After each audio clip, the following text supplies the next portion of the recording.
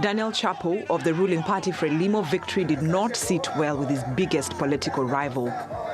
Chapo won the election with 71% of the vote against his closest competitor Venancio Mondlane. He garnered a 20% vote. Mondlane has challenged the electoral results. The main objective. The first and most important objective is certainly the restoration of electoral truth and electoral justice.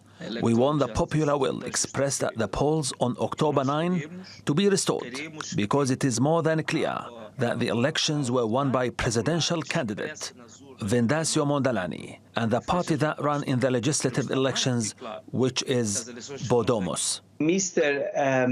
Venancio Mondlane, which is the second most voted person in the presidential election, has not submitted any sort of appeal on any sort of level of courts that we have to attend this matter.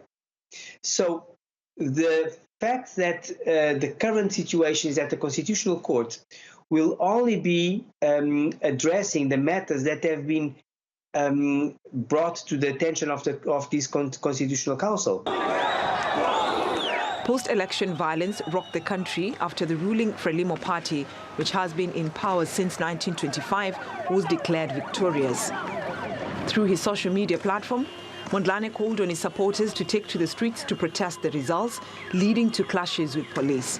Mondlane has been out of the country close to 2 months now over claims of his impending arrest.